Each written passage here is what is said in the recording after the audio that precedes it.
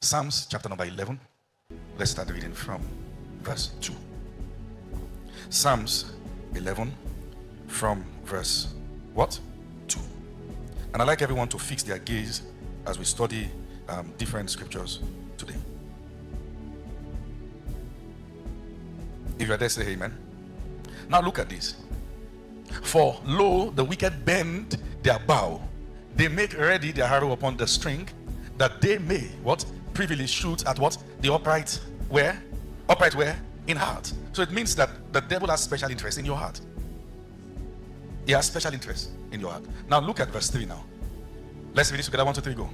If the foundations be destroyed, please, do you mind? Can we take this 3 more times? 2 more times. Last time. If the foundation is out of place.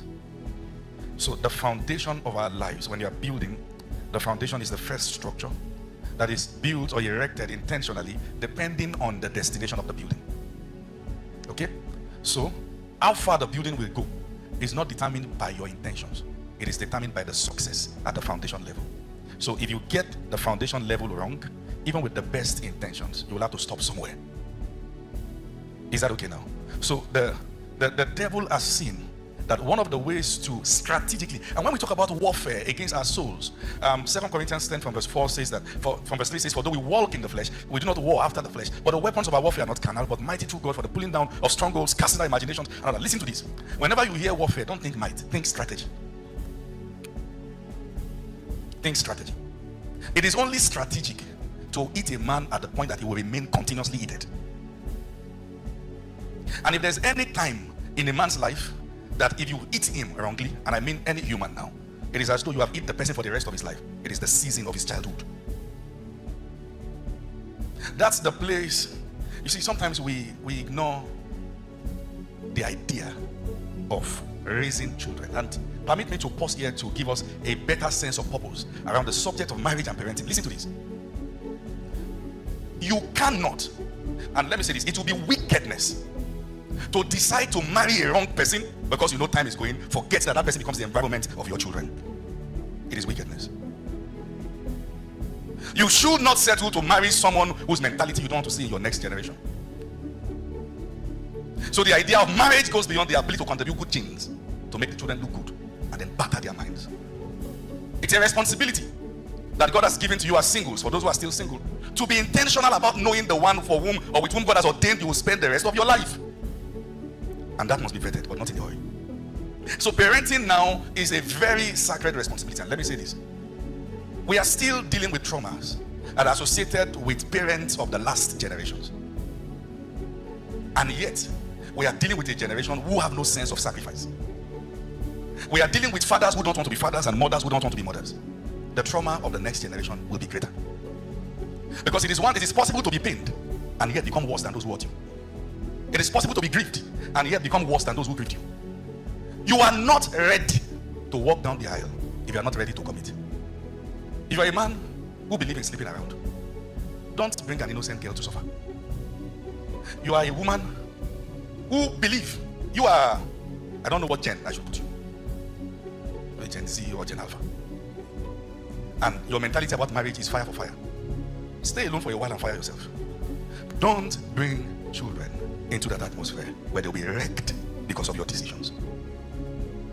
Because before I start teaching you and you feel like the victim, let me help you not to grow to become a villain. There are boys and there are girls. You see, Pastor, please come. This is, in mathematics, there's something we call an integer. So let's say this is a negative integer. Please come, sir. No, okay, let me use a lady. Oh, let me use his wife. Okay. And this is a positive integer. Let's say this is -2. And let's say this is +2. This lady has worked extra. She's a plus. This guy has abandoned himself. He's a minus. She believes that because of the level of training I've received, what I know and all that, when I meet any man, what I know will overshadow him. +2, -2. The answer is 0. I'm saying that there are people that your home training cannot repair. You must let God do his work, and it must be clear he has worked. Even if you say I do. There are disasters waiting to happen. It takes those that their prayer partners have left to marry them. And I say this again. While we understand that the church is a spiritual clinic, the disasters are also there too. There are wolves, there are sheep, there are goats, there are lions. You see, listen to this. Listen. What Jesus told Peter is, follow me. I will make you fishers of what? Men. When you fish, you don't just catch fish. You can catch a snake too. Oh yes. You can catch a poisonous fish. The one that you have to know how they skin it. If not, that's your last meal on it. That you find the person in church doesn't mean you've seen a child of God. No. Is that okay now? So I'm putting a disclaimer to it. In fact, the way I knew it's my husband was that day I saw him around the apostle. Disclaimer. Listen. The concept of building a family is laid on the foundation of sacrifice. If you want to be right always, don't start at home. You can't take nonsense. No, go on Twitter. Join the girls. Shout. Go on Rampage. Do all those things. You see why a girl is kneeling down on a wedding day to serve the husband drink. You're angry. Go. What's that?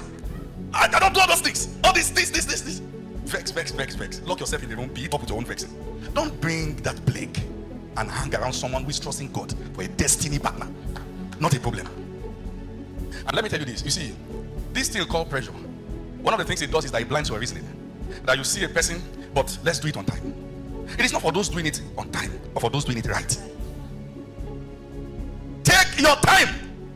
Don't get to the point that you will wish you did. Take your time. Be sure. Ask a question. Look at our mind and his mind. It is not the best colors that will raise your children or the best food. Let's believe that those questions are useless questions. You are not a chef. And even if you are not going to cook all your life. True or not true? That's your best food. I like spiced gizzard. Please be seated. Thank you. Say I hear. Say it again, I hear. You owe it to God and to his investment upon your life to marry right. And I've said this again and again. People went on a rampage. The church must learn to normalize breakup. It's part of life. There's nothing special about it. Listen to what I'm saying. It is possible that these two people are pastors in church and they feel they are not good for each other. It's normal. Never marry anybody because of what people say. If your life goes bad, they will still talk. Last. Because somebody was sharing testimony the other time and then said, TP, I don't know what that is.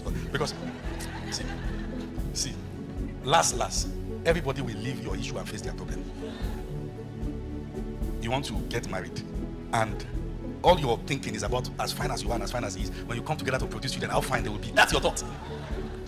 Have you seen fine children who have been messed up with a very brutal man? Please be careful. Is that okay now? That foundation needs to be laid. Marriage is very honorable. It is not what we rush into.